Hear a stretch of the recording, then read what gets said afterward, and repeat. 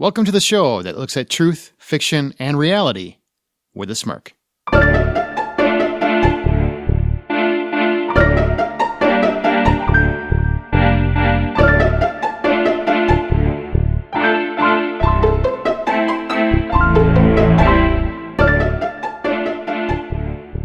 I'm Aaron Peterson. I'm Amanda Sink. And I'm Zach Parkerson. And welcome to Smirk. Each week, one of our hosts introduces an original story, which we then use as a springboard for a spirited discussion on whatever the moral or theme of their story is or was. This week, it's my turn. I hope I remembered my story. I honestly don't remember if I have it in front of me.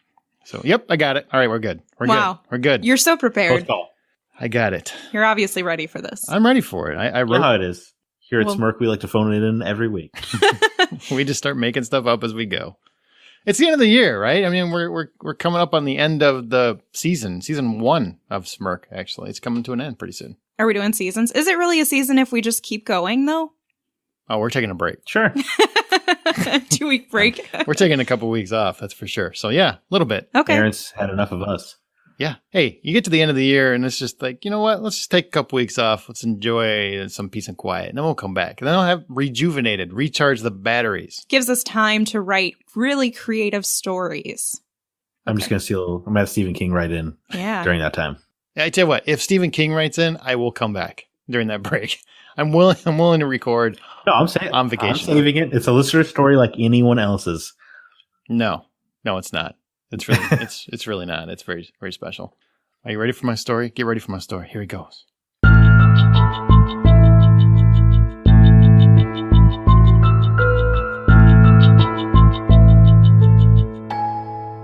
John knew the gold was there. After 15 years of searching, he had whittled down the possibilities of where the lost Mackenzie gold shipment could be, and now he was sure. All he needed was to grab the gear, head out to the desert, drop down the shaft, and recover the riches. So John loaded up the truck and headed over to Terry's house. Terry had been John's friend for years, and he had put up with all kinds of nonsense like this as John stalked the countryside looking for treasures of any sort. Better yet, he'd always been supportive.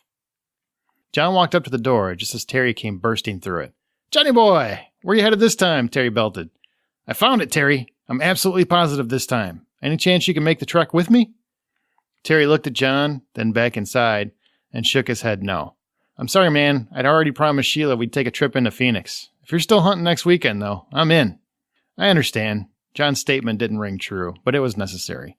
"Here's where I'm searching, right next to Aguila. And here's a map you can have. If you don't hear from me in 2 days, come looking. Deal?"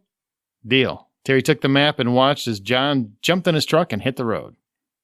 Many hours later, John looked down the mine shaft and winced at the 100-foot drop. He rigged up his ropes and started to rappel. This was it, he thought. Years of hunting and finally it won't be for nothing. John's 60-year-old frame wasn't built for mountain climbing, but even he could make it 100 feet. John rappelled down about 40 feet, then he heard a snap.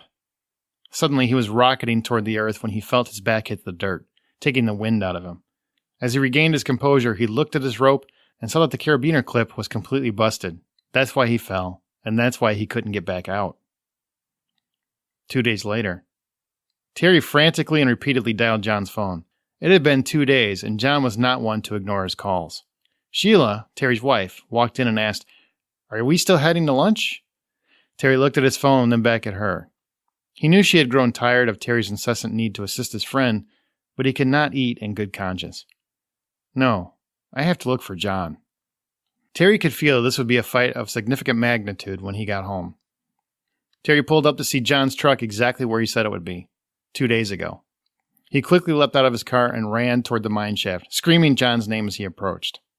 The closer he got, the more he could hear a weak, almost defeated voice coming from below. It was John. Terry, is that you? Am I losing my mind?" "It's me, pal. I just thought I'd come and make sure you weren't spending my share of all that gold without me." They both laughed. Terry arrived at the mine shaft and looked over the edge to see John laying in the spot he obviously fell 2 days earlier. Immediately, he could tell John was dehydrated and frail, so he tossed the water bottle he brought with him down to John. "Drink that, get yourself ready. Somehow, I'm going to get you out of this hole." Oh, well, it sounds like they are going to survive then. Unless he can't get him out of the hole. Well, one of them definitely will. He was fine. There was no problem. No guarantees in this world. That is true. There are no guarantees. So that's Sheila sucks. Why does Sheila suck? I guess maybe we'll get there in the course of the discussion. Maybe not. But she sucks. Maybe Sheila wasn't part of my really part of my story. Why don't you like Sheila? Because she's all like, why you gotta help your friend all the time? Yeah, man. If your girl isn't supportive of your friends, then she's not supportive of you, and it's not a healthy relationship. That's fair. I agree with that. What if it happens all the time, though? You've chosen that best friend in your life, presumably before Sheila came into the picture. She knew what the relationship was as they were building their romantic one. So now she's going to act all fussy. I don't like Sheila. Maybe Sheila should offer to help support him and help his friend as well. Because at this point, that's also by association a friend of hers. Why don't we grab lunch and go, Sheila? And then you can drive the truck while I'm looking for my friend. Yeah. We'll swing through Taco Bell and we'll go find my friend. Exactly. The #1 Mexican restaurant in the country. The best deal in food, people. USA. All right. So what do you guys think the moral of the story is? Always help a friend in need. That's good. Zach? I think that's a pretty good one, actually. Well, that's close. True friends are always there when you need them most. Oh. Except for, like, if he would have gone on the trip, then they might have been okay. Maybe not. Who knows? They could have both been hurt. Mm-hmm. Well, that's a risk you have to take. It's your friend. You should go out there with them. Hunt that gold down, baby. Well, that takes me to my first question. Should Terry had gone with John to begin with? Well, I think I just answered baby. that. Yeah, baby. Why do you think he should have gone with it? You think he should have blown off previous plans with Sheila because you don't like Sheila? This is multifaceted, okay? First of all, what if this is the time? What if this is when he finds the gold? Now he's found the gold and you're not there. The one time you decided not to go because you want to go hang out with Sheila, and now you're missing out on the payday? That's bad news bears. Number 2, this is your boy. You're always got to be there for him. He wants you to do something. You know what? Sometimes you just got to do it. Even Sheila does get upset. Number 3, you've probably done this before with him, so this is probably a recurring thing you do. So the fact that you turn him around now is you're telling him that entire history means less to you than it used to before, probably because Sheila's in your life now. So I think what I'm getting at is Sheila sucks. Do you have like a personal situation? Do you have your own Sheila that you've experienced in your history where you're like, I'll never. Don't ever. We all? I'm pretty sure we all do. That's true. Male Sheilas too. It works both ways. Yep. Right. Sheilas of all shapes, sizes. Genders. That's the reason why Sheila is a generic descriptor for women in Australia. This is why. They're all Sheilas. Yeah, so no, he should have gone. That's the answer to your question. That is the answer to your question. Well, originally I was thinking how he might have been, it might be good that he didn't go because then he could go out there and help save him. So then it's beneficial in the long term. But now that I've listened to Zach, I think it's really kind of crappy that he didn't go with his friend. Also, okay, let me ask you this in the story. Was it predetermined he was going to go on this trip?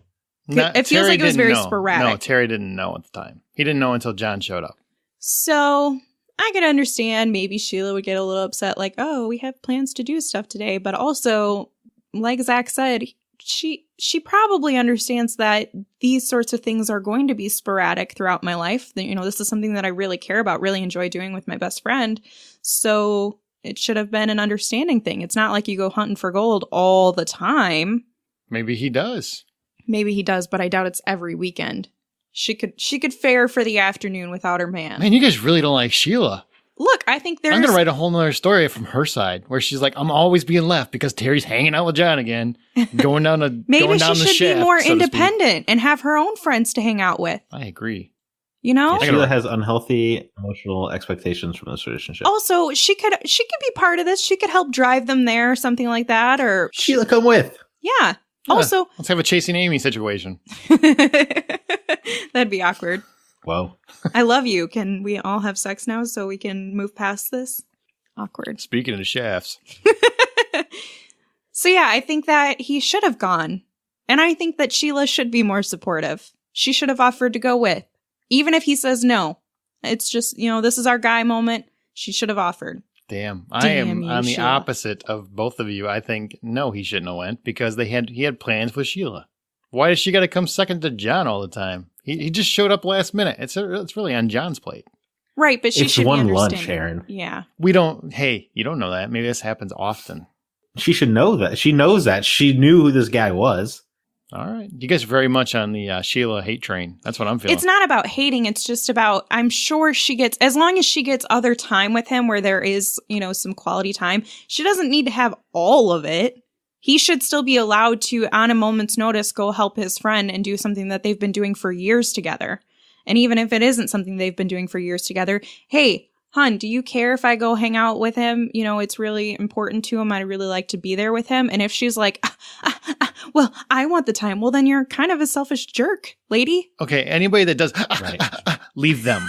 Leave them now. If your mate does that, leave them. That was me trying to express her frustration. No, but I know people quickly. that do that, and you leave them. Gross. You don't even talk to them. Don't hang out. No. Yeah. They're not even people. They're not even humans. All right, so here's my big question of this one. What defines a true friend in your eyes? What makes somebody a true friend? I want to have a disclaimer because this annoys me when people do this. So I want to get it out of the way. So, acquaintances aren't true friends to me. So I'm talking a true friend, somebody you consider like I would trust them impeccably. Someone who's not gossipy for women, because that is a big problem. Somebody who I can be open and honest with and is open and honest with me, because I like to have that emotional relationship with my close friends to where we can talk to each other about stupid crap that's going on, but also just hang out and do fun stuff together. It doesn't need to all be, all of the complaints and woes about life, but also being there to be supportive of all of those emotional things. But also a friend. There's a lot of alsos. I know. A friend who isn't afraid to be honest with you about things that most would be shy of. So if you're in a really crappy relationship, having a friend who's honest enough to say, this is not good for you. Or if there's something that you're doing, if you have like an addiction problem, somebody trying to help you realize what's going on and help you get better rather than enabling that just because it's fun for them to hang out with you. So there's a lot of different. I'm a serial enabler. Oh, that's unfortunate. So those are the factors that are important to me. Somebody who is just very grounded in themselves, who I can have fun hanging out with, but it is also a good emotional support system. And vice versa. It has to be like a two-way street. So they have to let me give them that friendship too. Well, my answer is so much shorter. I think you cross over into true friend status when you could hang out and there's no expectation to do anything. Oh yeah. Like if you guys could just sit down, like you just lay down in your bed and they're just like sitting on the chair and you just talk. Wait, why can't the friend hang out on the bed too? Why do they have to sit in the chair? That's mean. What? Why do you get all the comfort of laying in the bed? Okay. They can lay in the bed. I don't care where they're at. Okay. Jeez. It's a weird cross to I don't hang care. Well, a true friend would offer the comfort of their bed. All right, Zach. You've had your share. Let him get it. What else defines a true friend? Just the that aspect? Yeah, just if you want to hang out just to see each other as opposed to let's hang out because the game's on at 7. If it's just, hey man, you want to come over? Like that seems like a true friend to me. To me, you hit true friend status when you hang out with each other or you make a simple phone call and they know you need them for something. See, I'm the opposite. I guess guys are probably the opposite, Amanda. To me, I feel like guys are the opposite. We don't have deep, meaningful conversations about our feelings, but we know when the other one is hurting or needs help, and they just understand and they can be there. That's an important aspect too. For me, I need a friendship that allows me to express. See, a true friend knows how many questions to ask and how many to not ask. Oh yeah, that's a good point. Mm-hmm. And I am a big don't ask me a bunch of questions kind of guy. I'll tell you if I want to tell you. I probably won't tell you.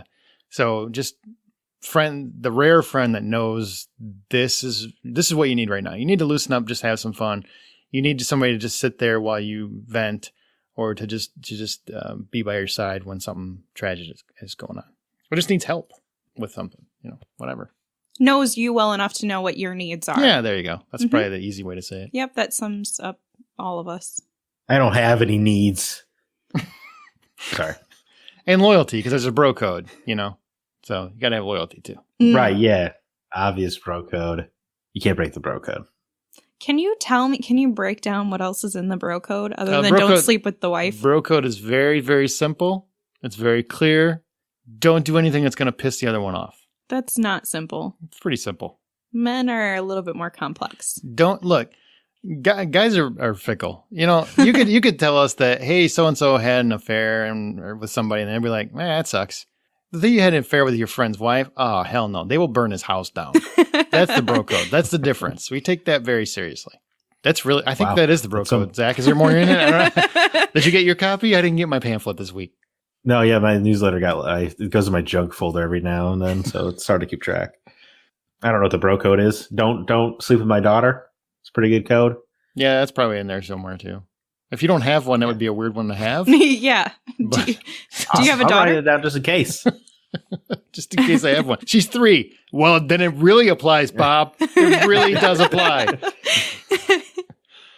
So what's worse for you? Betrayal? And this is an important one. What's worse for you? Betrayal of a friend or betrayal of a significant other? I've had it where both betrayed me together. No, you got to pick. This isn't one of those like Amanda does where They betrayed you together Yeah. with each other. Yeah. That's was- uncomfortable. Wow. My step cousin slept with my, at the time, boyfriend. What? So that was fun. Yeah. That's messed up. It was messed They up. did not adhere to the bro code. Nah. they I think didn't get their newsletter that way. I think we need a ladies' code. You sure do. I think the code's pretty implied. It is. It should be. We'll But cut you if you. apparently, you mess have to it sign up and actually sign a waiver if you're going to sleep with somebody's boyfriend, though. So do you not talk to either of them now? up. No, absolutely not. I don't know. Everyone deserves a second chance. Not those two. Not everyone.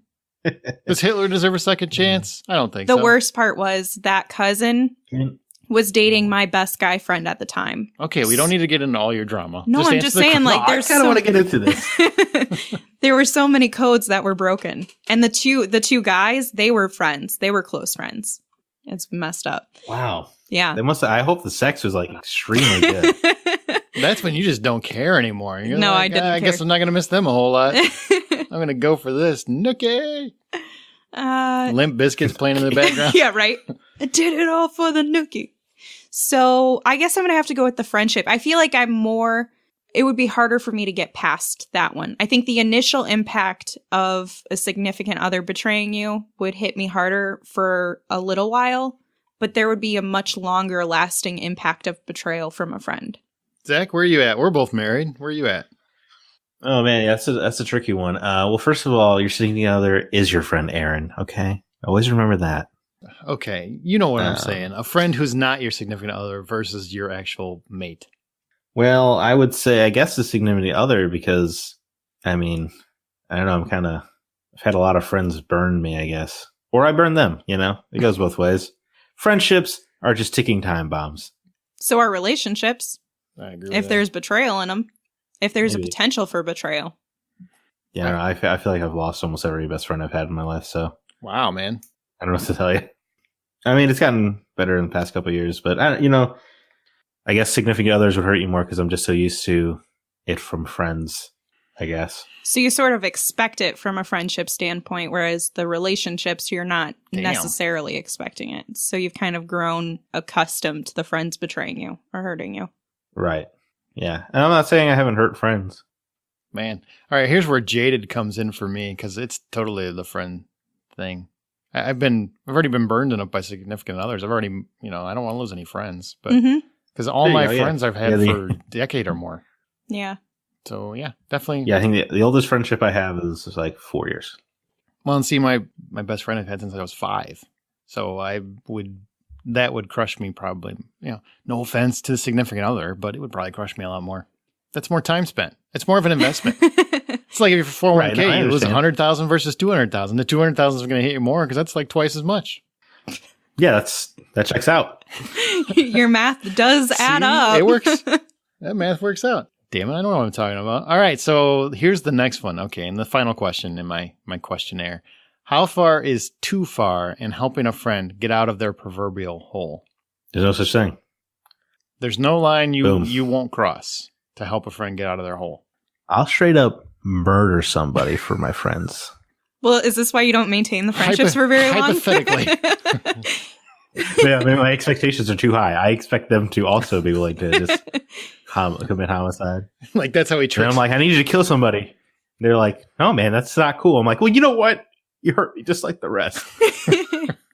I thought we were something special. Interesting. Okay. I can't think of anything I wouldn't do for a true friend. I don't know. I mean, I don't know if that's foolish or not, but I wouldn't Yeah, I help know. a friend if I thought it was not in their best interest. Despite how much That's they may interesting. want me to do something for them, if I think it's going to hurt them more, then I'm not going to do it. That's an interesting way to look at it. All right. I could buy that. So you would actually be protecting them in that way. Yep. For you. Especially like the biggest example I can give would be like enabling somebody, because I've had a lot of friends and significant others who have gone through the battle of addiction. Mhm. I'm not going to enable you to do that. I'm not going to help you. There's some people who will say, oh, it's just this one last time. Well, that's great. I'm not going to help you with that. So figure it out yourself if you're that determined to do it. But if you want support and getting better, I'll be here. And then also there's some people who are, I want you to help me lie to my significant other if they're cheating on them. I would never do that. I'll give you the alibi. Come on, buddy. We're good. No, he was with me the whole day. Yep. Nope. Now, if they were like an abused Yeah. relationship, maybe, and they needed to get out and they needed a lie for I that. think that's part of the bro code. I'm going to write that down. Hang on. Yep. help your friends cheat. Nope, that goes against my morals. Oh, well, that's good. You have those. Those are cool. I guess it's not in the bro code to have those. Nope. Morals? No. That's- Exactly. And when you turn 14, they're like, you want to become a man? Check your morals at the door, son. But That checks out. That math also checks out. unless they're cheating with your friend's girlfriend or wife, then So if you know the woman, then it's different. now we've got a different set of boundaries we got to talk about. No, I'm just kidding. Of Well, course. that's a different. Yeah, you got to weigh the two friendships at that point. I mean, you would talk to them independently and say, "Hey, you got to stop doing what you're doing." But so if their wife calls, "Hey, he said he was with you." Oh yeah, totally. We were at the Best Buy. We were at the Best Buy. The Best Buy. Not Best Buy. The one. The. The only one in town. I'm kind of with Amanda on this one. I do have I'm not going to enable people. I'm not going to encourage your worst aspects. If you tend to want to kill people, I'm not going to help you kill them. I'm going to be like, hey, no, because you know what's wrong. Unless I really don't like them. You know what? Would you talk to them? Would you have a conversation with them? Like, hey, maybe you should stop murdering everything. Yeah, of course I would. Yeah. I'm not turning Would state's you, evidence. Would or you anything. narc on them? Would No. you rat them out? Nope. Yeah. You just wouldn't help them continue. That is a predicament. If you found out like your best, closest friend was a serial killer, what would you do? That's an interesting quandary. I love that girl. I guess I'm going to have to just deal with it and hope that she doesn't murder me too. Now you promise you're going to stop, right? Like, this is the last one. We're done. I feel like, be like, hey, man, just don't kill me, all right? I would. And then I would also say, can you add somebody to your list? Wow. that just got disturbing. My journalistic tendencies would kick in. I would have to ask them everything about being a serial killer. How does it make you feel? What do you use to protect yourself? I'm going to write a book. How much blood comes out? Why? Why is there always semen under the oven? Is that real or is that just something CSI does? What? I would try to talk them out of doing it again. But no, I probably wouldn't write them out. Unless I felt like they were going to hurt someone again. Like I Well, found they're a murderer. Well, no, if you find out they swear they're going to quit, I got to take them at their word. Think about the true crime podcast you could launch off of having a best friend who is a serial killer. So you want to No, monetize off of your Amanda, best you friend? just being a talked serial about killer? addiction. Somebody's trying to battle their addiction. You got to help them fight it. Yeah, after they get my hit Exactly. list done. You support them. You're like, hey, you know what? I'm just going to help you. I'm going to be the guy you call. Next time you want to kill somebody, you give me a call and we're going to talk about it. We're going to work through it. No, man, I'm making a show with him. And once we get to $2,000 a month on Patreon, then I'll start trying to curb his addiction to murder. Nice. Wow, that went way too far. All right, so my story, was it truth or fiction? Oh, man. I'm so lost in the murder right now.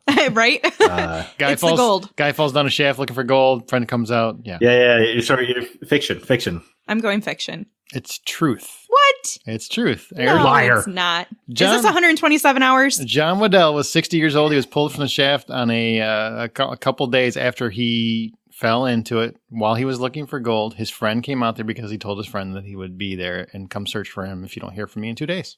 That's all a true Oh. story. Is Sheila real? No, Sheila is Sheila's done. Why do you hate Sheila so much, man?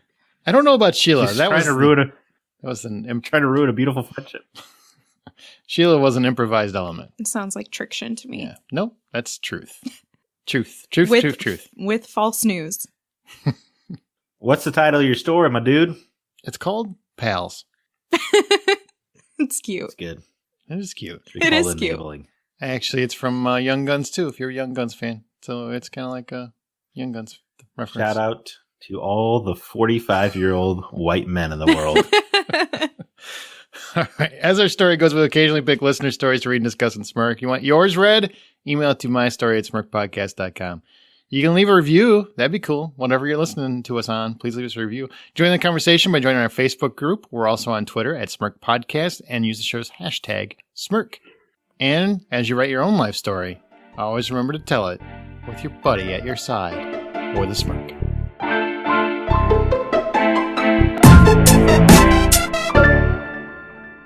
With your pal at your side. I missed that boat. I'm sorry. Pal at your side. With pal at your Smirk. Pal.